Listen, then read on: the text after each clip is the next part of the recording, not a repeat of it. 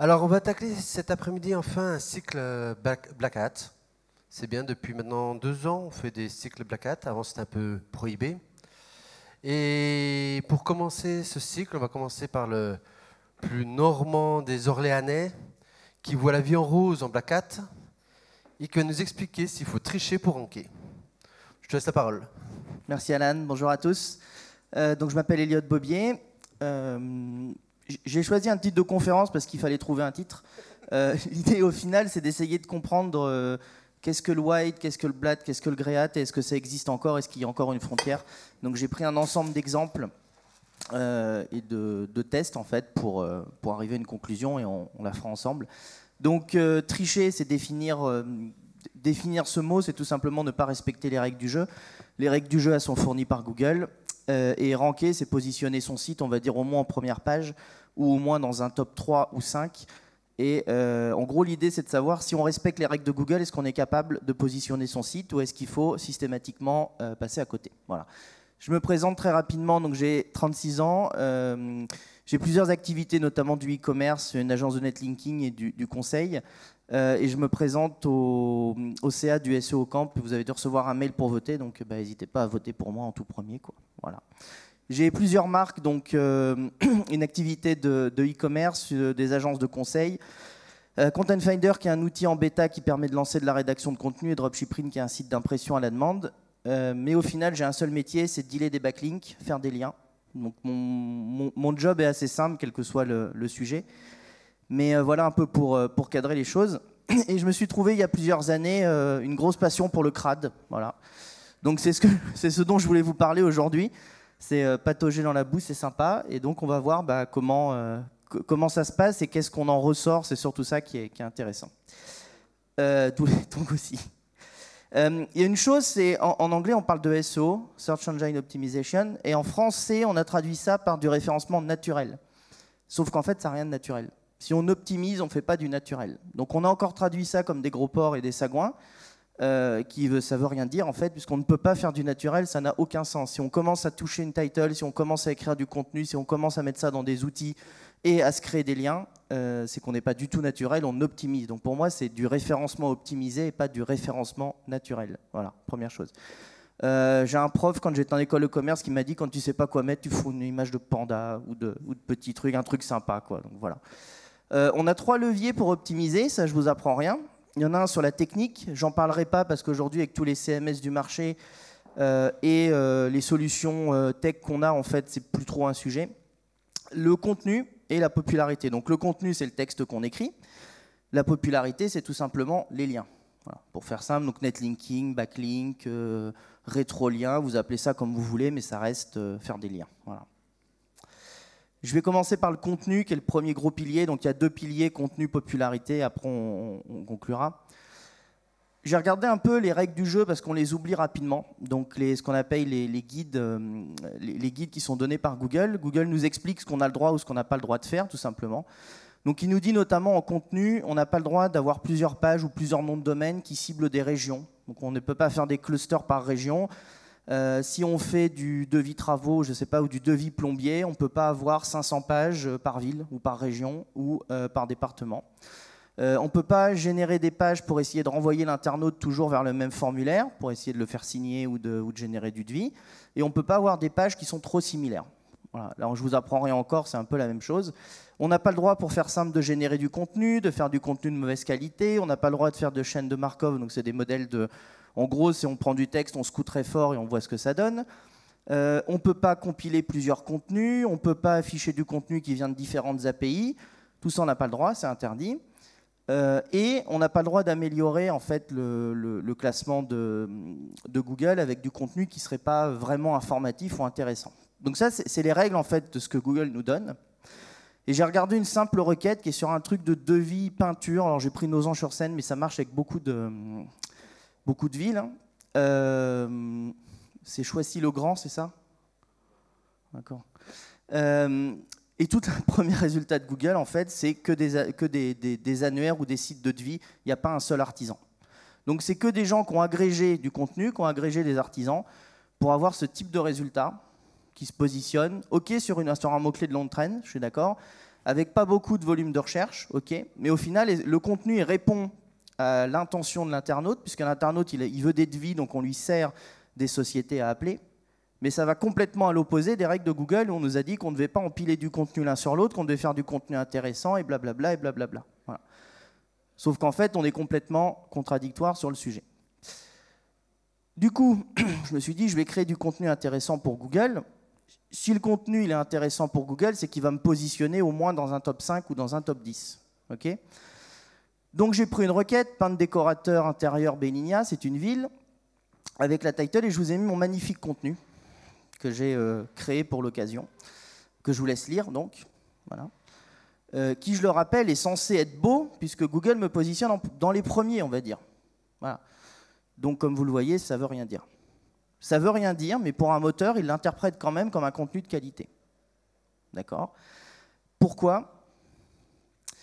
J'utilise un outil qui s'appelle Black Hat Generator, donc un générateur de contenu. Il y en a plein, des générateurs de contenu. Ce n'est pas pour faire de la pub, mais c'est pour vous montrer un petit peu la méthode.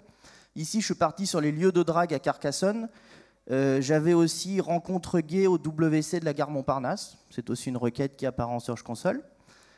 Et il génère un contenu qui ne veut rien dire, mais qui correspond au standard de ce qu'aime Google, puisqu'au final, il me positionne. Donc s'il me positionne, on part du principe qu'il aime bien.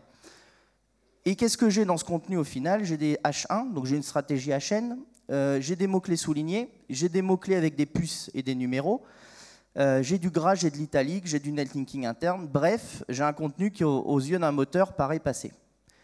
Pour le moment, sur des requêtes assez longues traînes, je reste d'accord avec vous, mais les règles, elles sont censées être les mêmes sur une requête un peu concurrentielle ou moins concurrentielle.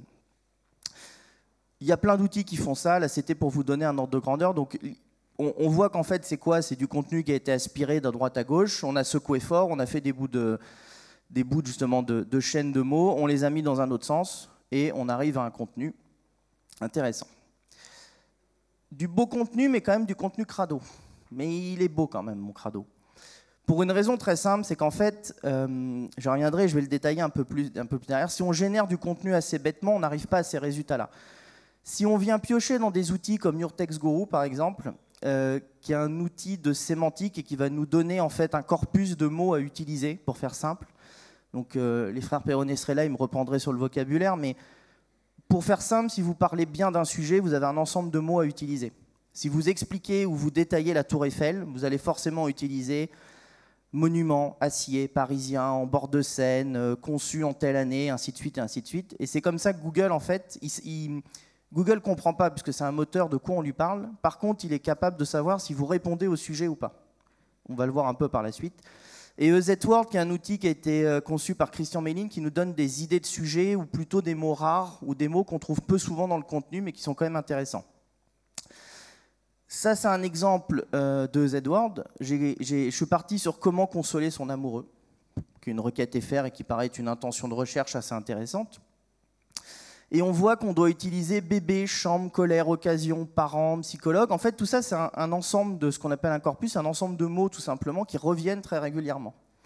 Et comment, en fait, on trompe Google, tout simplement, avec ce contenu dégueulasse? C'est qu'on vient quand même insérer ces mots-clés-là dans le contenu.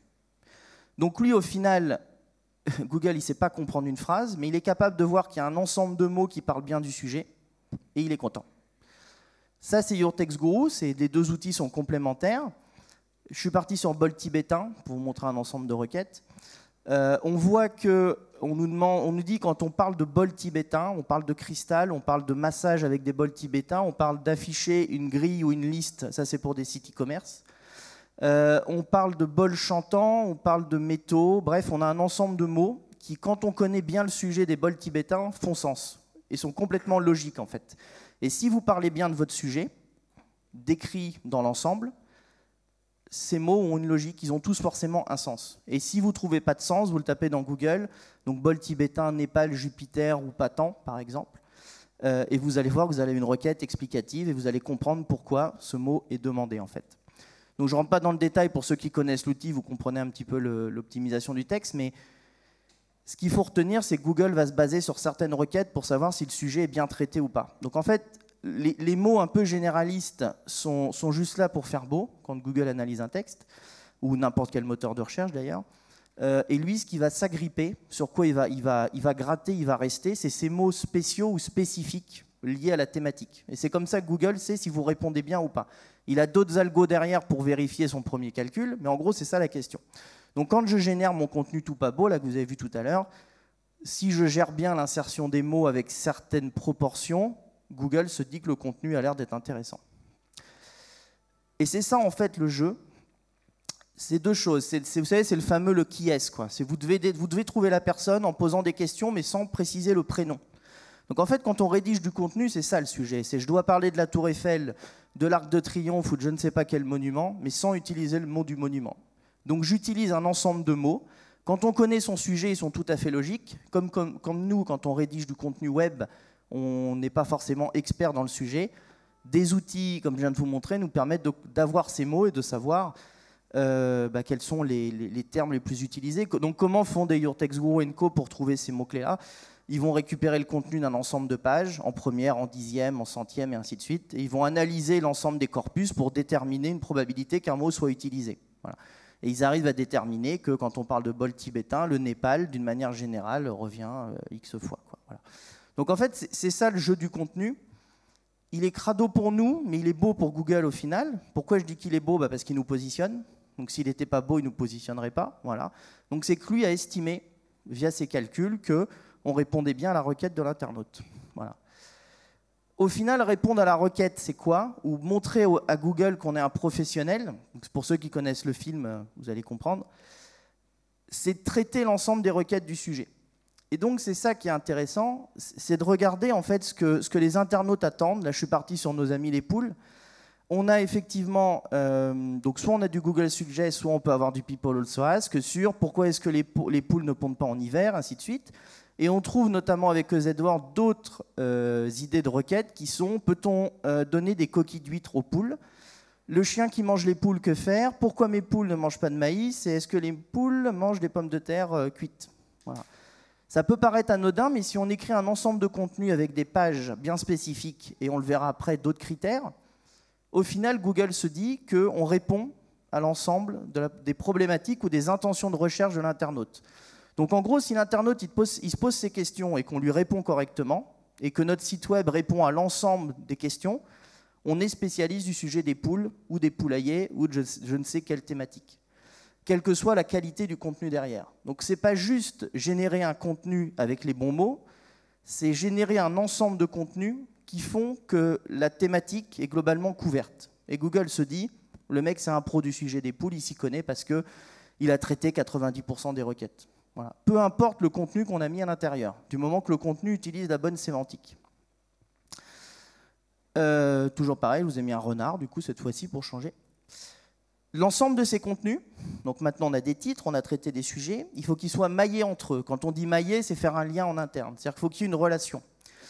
Pourquoi? Parce que le robot, quand il arrive sur une page, on sait qu'il va regarder l'ensemble des liens, et il va aller se balader sur le site. Et l'idée, c'est qu'il arrive à faire tout le tour du site sans jamais s'arrêter, et qu'il arrive à trouver l'ensemble des pages de notre site web.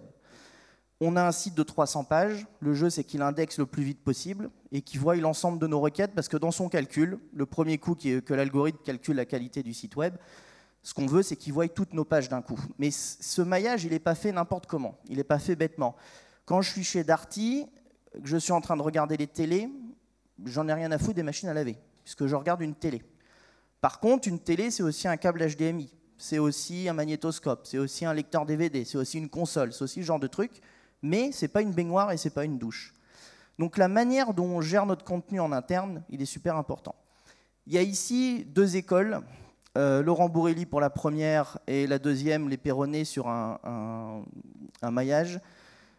La différence entre les deux, c'est que vous en avez un qui est vraiment structuré, par exemple pour du maillage de ville, et sur les Perronnet, c'est plus à plat, donc utilisé avec l'outil Your Text Guru. Les deux fonctionnent, les deux stratégies sont à utiliser un petit peu de manière, on va dire, différente ou complémentaire. Mais l'idée, c'est que le contenu soit maillé et bien maillé. Et ce n'est pas à votre plugin WordPress là, que vous mettez en bas de page à la fin d'un article ou vous mettez en sidebar à droite de faire le job. C'est à vous, dans votre contenu. Le bon lien et le bon maillage interne, c'est le lien qui est mis en plein milieu du contenu. Bien sémantisé dedans, à côté des mots, à côté de la sémantique. C'est très compliqué. En interne, on peut faire de l'encre exacte. C'est très compliqué de faire de l'encre exacte. En externe, en interne on peut. Par contre, ce qui est important aussi, c'est l'environnement du lien. Si vous utilisez la bonne sémantique et que votre lien autour, il a les mots-clés sur lesquels le moteur accroche, vous avez un bon maillage interne à hauteur de 4 ou 5 pages ou 4 ou 5 articles maillés entre eux. 4 ou 5, c'est pas du tout scientifique, c'est un mode de fonctionnement. Vous pouvez en faire 10, c'est pas de problème. Vous pouvez en faire 2, il n'y a pas de problème non plus, quoi. Y a pas de... Mais l'idée, c'est vraiment que ce contenu soit maillé. Donc, on répond à l'ensemble des critères que l'internaute recherche. On a du contenu qui paraît être de qualité pour Google. Et en plus, nos contenus ils sont bien liés entre eux. Ça, c'est un exemple de cocon sémantique généré avec Your Text Guru, où on nous donne un pourcentage de correspondance sémantique entre deux requêtes. Quand acheter une poule pondeuse, c'est poule pondeuse à acheter en ligne, c'est choisir sa poule pondeuse, c'est aussi pourquoi ma poule pond des petits œufs. Tout ça, c'est un ensemble de critères. Pourquoi une poule pondeuse ne pond pas? Combien d'œufs par jour peut pondre une poule? Combien une poule pond par jour? Et ainsi de suite. Et, voilà. Et ça, des critères, j'en ai généré à midi, j'en ai généré 450 ou 500. Idée de contenu.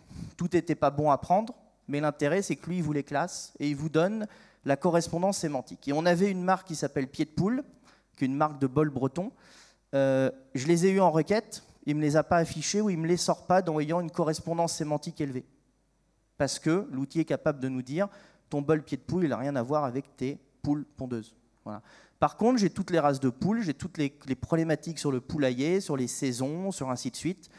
Et si j'écris un contenu, quelle que soit la qualité pour nous du contenu, on a traité l'ensemble de la problématique en fait, du sujet des poules ou d'un autre sujet. Vous analyserez le dicton. On doit reprendre ensemble 3 concepts quand on fait ce maillage et quand on gère ça, quelles que soient les techniques utilisées. C'est comprendre le PageRank, comment il se diffuse, sur une base d'un surfeur raisonné qui n'est plus aléatoire. Je m'explique. Quand Google arrive sur une page, il va analyser la probabilité qu'un internaute clique sur un lien. C'est globalement l'algo du PR simplifié, mais c'est à peu près comme ça que ça marche. Je suis sur un site de carte grise, je fais un lien vers un garagiste, probabilité assez élevée. Je suis sur un site de garagie, je fais un lien vers un site qui construit des poulaillers. Probabilité que l'internaute ait envie de cliquer, elle est quand même assez faible.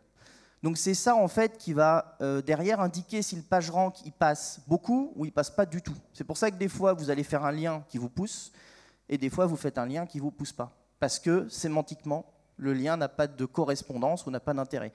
Ça c'est la théorie, dans les faits, c'est plus ou moins bien fait par le moteur, mais c'est fait. Et RankBrain, lui, c'est le petit algo. Alors, il y en a plusieurs des sous-branches, mais c'est le petit algo qui vient vérifier que le premier calcul de Google est bon. En gros, je suis sur mon premier résultat de recherche, je clique, je lis le contenu, je suis un internaute, le contenu me paraît dégueulasse, c'est le contenu que je vous ai montré tout à l'heure. Je ressors, je retombe sur la SERP, je clique sur le deuxième ou sur le troisième. Si ça, c'est fait à grande échelle, vous pouvez vous assurer que le premier résultat va descendre, en flèche et très rapidement. Parce que Google, le meilleur de ses critères, c'est de regarder ce que fait l'internaute. Et est-ce que l'internaute aime bien le contenu ou pas? Google, c'est un moteur, il est incapable de comprendre si votre contenu est de qualité ou pas, si c'est bien fait, pas bien fait. Donc il regarde si l'utilisateur est content ou pas. Comment il le regarde? Vous êtes tous connectés à Google Chrome, vous avez tous votre compte Google qui est connecté, et de toute façon, vous avez mis 50 000 plugins qui revendent vos données. Donc quand vous utilisez Colorzilla ou je ne sais quel petit plugin sur Chrome, ne vous inquiétez pas que toutes vos données sont refilées. Donc c'est comme ça qu'on voit en fait si l'internaute est intéressé ou pas. Donc on peut truander Google sur beaucoup de choses. RankBrain nous permet de moins le truander. Encore, on a des petites techniques pour. Mais ce n'était pas le sujet, c'était au moins pour vous dire, voilà, en termes de vocabulaire, c'est ça qu'il faut comprendre derrière. Et quand on fait du maillage en interne ou en externe, on utilise l'algo du PageRank, on comprend l'algo du PageRank et du surfeur raisonné. Et si on n'a pas ces deux notions, il y a des trucs qu'on comprend moins. Voilà. Ça, c'était sur le contenu. Donc, pour résumer, en fait, le contenu que Google analyse et le contenu que nous, on lit, n'a pas la même notion de qualité. On peut facilement truander Google si on a des notions de sémantique, voilà, avec quelques bons outils.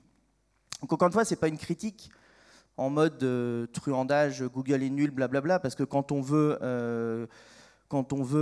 entuber un système, on arrive toujours à trouver. Voilà. Mais c'est simplement de dire que le système n'est pas forcément 100% fiable et qu'on peut passer à côté. Et vous verrez sur ma conclusion. Système de lien. Donc popularité, c'est quand je demande dans la salle quel est le meilleur médecin, j'en sais rien. C'est que tout le monde pointe quelqu'un du doigt et dit voilà, c'est lui le meilleur des médecins ou le meilleur des chirurgiens ou j'en sais rien. Ben, c'est tout simplement le concept de popularité. On a appelé le PageRank parce que Larry Page, voilà, c'est lui qui a conçu l'algo. Il lui a donné une partie de son nom.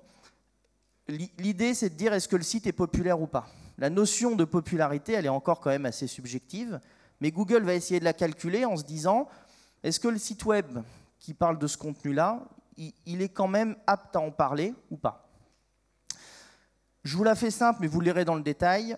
Je n'ai pas le droit de quémander un lien à mon fournisseur, je n'ai pas le droit de faire d'échange de liens, je n'ai pas le droit de poser un lien moi-même sur un forum, je n'ai pas le droit de demander sympathiquement à quelqu'un dans la salle de me faire un lien. Bref, je ne dois pas manipuler l'algorithme. Des gens qui spontanément font un lien vers un serrurier à Marseille, j'en connais pas beaucoup. Pourtant, les serruriers à Marseille, ils ont plein de liens. Voilà. Donc au final, on nous dit qu'il ne faut pas en faire, que ça doit se faire de manière naturelle, mais dans les faits, on s'aperçoit que naturellement, c'est plus compliqué d'en obtenir. Donc ici, voilà, je vous ai remis un screenshot d'un site sur une thématique des lieux de drague. J'ai mis Marseille, mais ce n'est pas la requête. Donc là, c'est l'ensemble du site. On voit que je prends une petite claque, effectivement, sur les mises à jour de décembre, mais au final, j'arrive toujours à faire à peu près 100 utilisateurs par jour.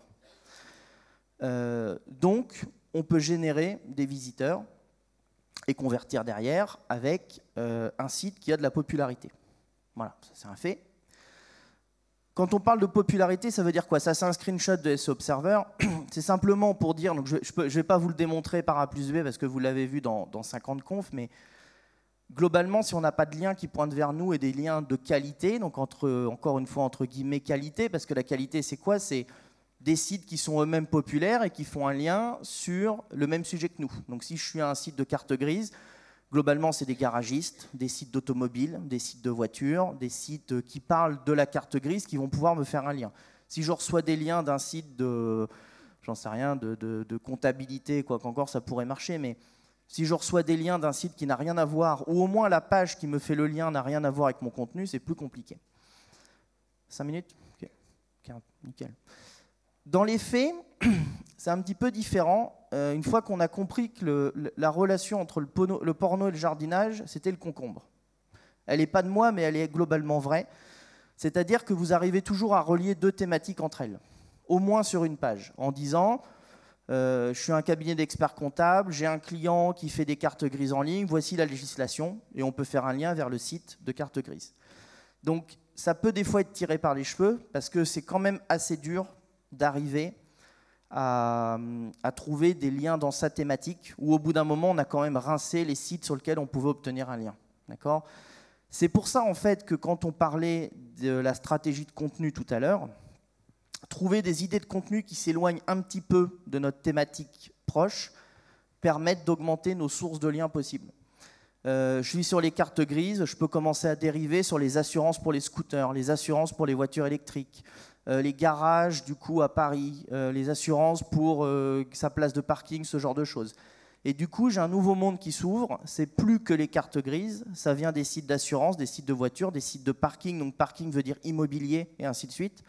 Donc je peux en fait, selon mes clusters, avoir des niveaux de sources de liens un petit peu différents. Voilà. TFCF, c'est des approximations, on les manipule assez facilement. Ça fait toujours plaisir à regarder quand on voit que son site a un beau TFCF. C'est plutôt le CF, si vous voulez, qui va nous donner un indicateur du PageRank. Aujourd'hui, le PageRank est plus utilisé, j'aurais plus indiqué pardon, par Google, il est toujours utilisé et on n'a plus l'info. Donc on ne sait plus si on est PR2, PR3, PR4. Avant, il y a très longtemps, on avait un petit plugin. En gros, on peut dire que si on a un CF à 22, on a un PR à peu près à 2. C'est des approximations, mais ça nous aide déjà à travailler et à avancer. Plus le PR est élevé, plus on est populaire sur une thématique. Le TF, notre trust flow, c'est plutôt est-ce que les liens qu'on reçoit proviennent de sites populaires. Est-ce que c'est Le Monde? Est-ce que c'est Le Figaro? Est-ce que c'est Capital? Est-ce que c'est une chaîne de télé? Ou est-ce que c'est le petit blog du coin qui nous fait un lien?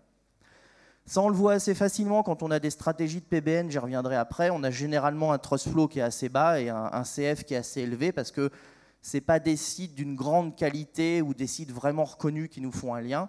C'est beaucoup de sites qui nous font des liens mais qui ont chacun un tout petit peu de jus à nous donner. Mais ça, je pense qu'il y a une conférence de Nico justement qui parle que des PBN, donc je ne vais pas vraiment aborder la partie netlinking, mais on a vu que dans les règles de Google, on ne doit pas faire de liens. Dans les faits, on a bien tous compris que les liens ne tombent pas par magie tout seuls et que quand on reçoit des liens, eh ben, on monte. Voilà. Le seul truc pour se prémunir de ça, c'est jamais d'encre exacte ou vraiment de manière chirurgicale. Si vraiment vous maîtrisez, vous faites de l'encre exacte. Si vous ne voulez pas prendre de risques, vous faites que de l'encre généraliste. Ça peut être des cliquer ici, ça peut être des en voir plus, en savoir plus, voir le site, ainsi de suite. Ça peut être l'URL de votre site avec et sans les 3 W, avec le HTTPS ou sans. Ça peut être le nom de votre marque et ça peut aussi être des encres sémantiques. C'est-à-dire, tout à l'heure, on a vu pourquoi est-ce que ma poule ne pond pas en hiver. Ça peut être, si vous voulez savoir pourquoi ma poule ne pond pas en hiver, cliquez sur ce lien ou allez voir ce site web. Et du coup, on a un encre de lien qui fait une ligne entière ou qui fait une phrase. Mais ça indique à Google de quoi parle le contenu en face. Et globalement, pour le moment, on n'est pas encore pénalisé par ça. À noter qu'il y a plein de monde qui ne... Genre, vous avez dû suivre le souci sur les titles qui ont été renommés par Google. Pourquoi? Parce que tout le monde a spammé sa title. Donc, c'était achat machine à laver. Mais comme la title, elle n'apparaît pas sur le site web, tout le monde s'en fout. Par contre, on a bien travaillé le H1. Donc, découvrez notre large collection de machines à laver. Qu'a fait Google, parce que c'est pas sympa pour les internautes d'avoir que des titles un peu spammés, il a remplacé la title par le H1. Voilà. Sur le lien, on a le titre de lien, pardon, qui aujourd'hui est peu rempli. Ça serait peut-être bien de le remplir. Peut-être qu'un jour, il va switcher le titre de lien par l'encre de lien, en se disant tout le monde spamme l'encre de lien, mais c'est vrai que le titre de lien n'est pas encore utilisé. Est-ce que c'est pas un jour quelque chose qui deviendra un critère ou pas? Mais l'idée, c'est d'essayer d'avoir un coup d'avance, c'est de se dire qu'est-ce qui peut prendre comme autre info que tout le monde ne remplit pas ou que tout le monde n'utilise pas, quoi. Donc c'est dans les détails que les choses se jouent, en fait, et c'est le genre de petits détails, voilà, qu'on peut faire aussi. Je vous ai mis un braqueur parce qu'en fait, c'est un peu ça, quoi. C'est aller braquer du lien, essayer d'en poser. On s'en aperçoit sur l'ensemble des stratégies, que ça soit fait en fait de manière naturelle ou pas, entre guillemets, ou de manière relation presse, commerciale ou échange. Là, c'est un peu l'ensemble des liens qu'on peut avoir ou qu'on peut obtenir. Le blog tout en bas et la presse, c'est le plus simple parce qu'on crée nous-mêmes nos propres liens, donc c'est pas très compliqué. Wiki, encyclopédie, ça devient un peu plus chaud à voir. Il y a des sites de redirection, il y a des sites qui abritent vos vidéos, il y a des sites sur lesquels vous pouvez poster vos images ou vos infographies, si vous réalisez des infographies clients. On a plein de forums qui parlent des produits. Il y a des gens qui vous font, volontairement ou pas, des liens. Même si des fois vous avez un mauvais service client, le forum va vous faire un lien. Le web profil, vous avez tous le droit d'avoir un CV en ligne. Et il y a des sites de CV, il y en a des dizaines. Vous avez le droit d'indiquer le site web sur lequel vous bossez. Et les anciens annuaires où on dit que les annuaires ne marchent plus. Je ne trouve pas que les annuaires ne marchent plus. Ce que je constate, c'est qu'effectivement, il faut un peu de tout le temps. Donc c'est parce que vous avez un profil de lien qui prend à peu près l'ensemble de ça qu'on va y arriver.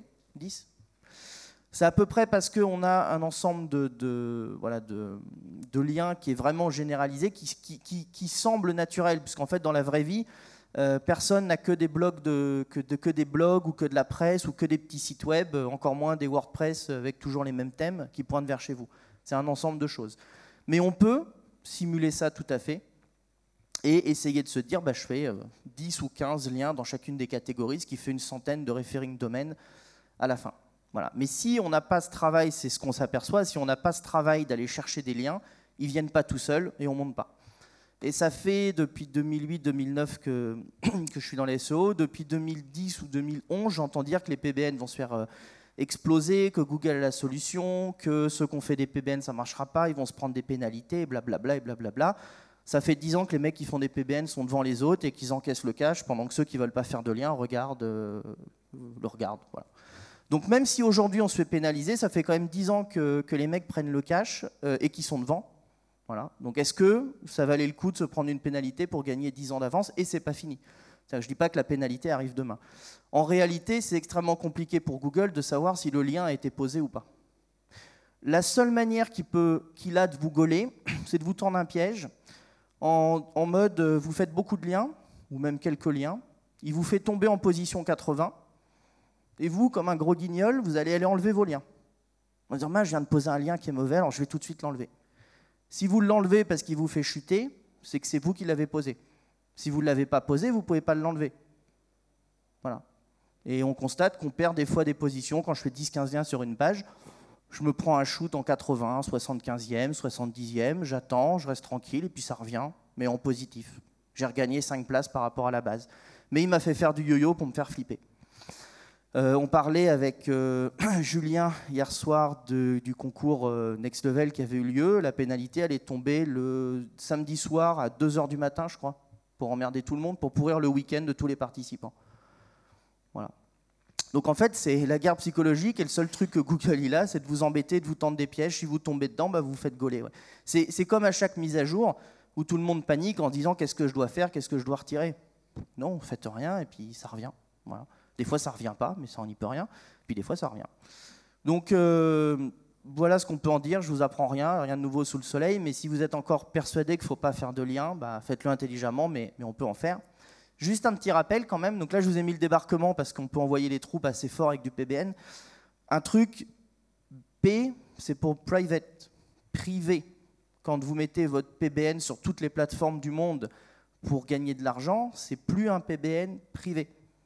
C'est un réseau de sites, qui vous sert à gagner de l'argent parce que vous faites de l'édition de sites, mais c'est plus un private blog network. C'est un truc que tout le monde connaît. C'est un public, oui. C'est un public blog network.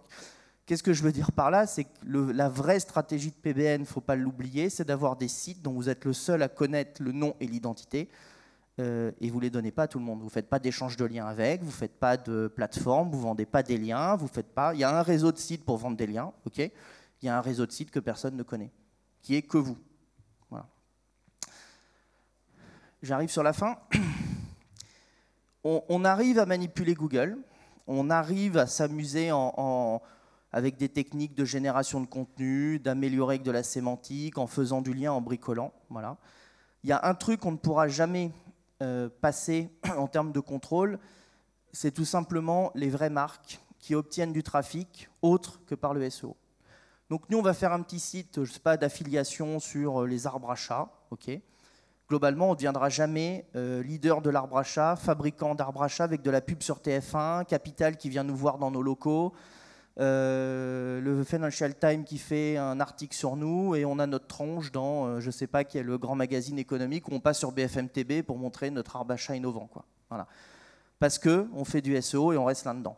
Donc c'est ça aussi un des critères, et c'est là où on a la limite des choses, c'est qu'au final, si on veut vraiment se positionner sur des requêtes concurrentielles, la vérité, c'est qu'il faut à un moment donné de devenir une vraie marque, quoi.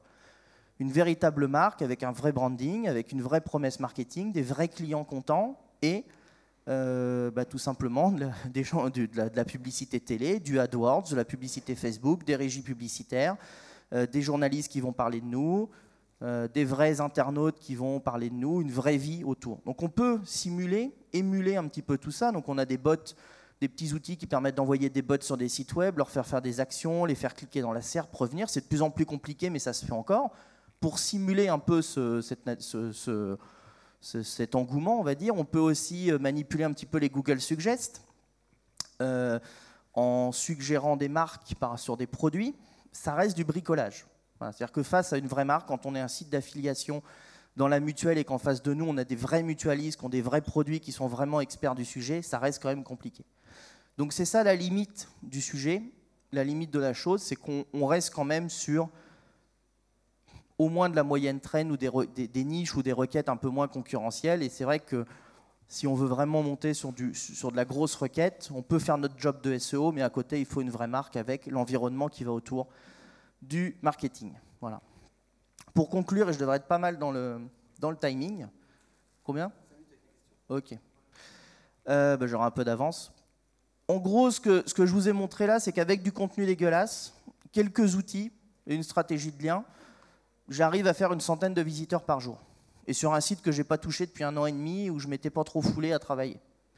Donc si demain vous me dites que vous n'arrivez pas sur un sujet où vous êtes spécialiste, ou sur une marque où vous vendez des produits, vous n'arrivez pas à vous positionner et à faire du trafic, c'est qu'il y a un problème dans l'équation. Parce que quand on ne travaille pas trop et qu'on truande, on fait du traf, vous devez en faire si vous êtes spécialiste du sujet. C'est juste une question de méthode et de compréhension de comprendre le fonctionnement, mais vous avez à peu près dans l'ensemble de ces slides le fonctionnement global. Ce qu'il y a à faire, effectivement, je suis d'accord avec vous, quand on parle de faire du bon contenu, c'est coûteux. Il faut connaître son sujet, il faut travailler le sujet, mais si vous prenez, je ne sais pas, 3 à 4 contenus par jour, on va dire, vous prenez le temps chaque soir de faire 1 heure ou 1 heure et demie. Même si vous mettez 1 heure à faire vos 350-400 mots, au bout de 2 ou 3 mois, vous avez un petit site de 40-50 contenus très spécialisés sur un sujet. Vous verrez sur mon... Je vous ai mis ici, et ça va être la dernière slide avant la question, soit mon Bitly, soit mon, je ne sais plus comment on dit, Linktree, un truc comme ça. Vous allez retrouver les slides de la conf, mon lien sur Twitter. J'ai fait un thread là récemment sur Twitter en donnant une petite méthode pour trouver 50 contenus sur une niche, rédiger 50 belles pages, même si c'est 350 ou 400 mots, vous reviendrez sur votre contenu après, on pourra toujours l'optimiser. Vous le mettez en ligne, vous faites quelques liens d'annuaire ou quelques liens de forum. Encore une fois, tout ça, ça vous a juste coûté du temps. Vous laissez le site web tourner 3-4 mois, vous revenez dans 3-4 mois et on pourra optimiser tout ça. Mais déjà, vous avez une super base pour vous positionner avec toujours la même recette depuis 10 ans. Title, lien et du backlink. Et j'en ai fini.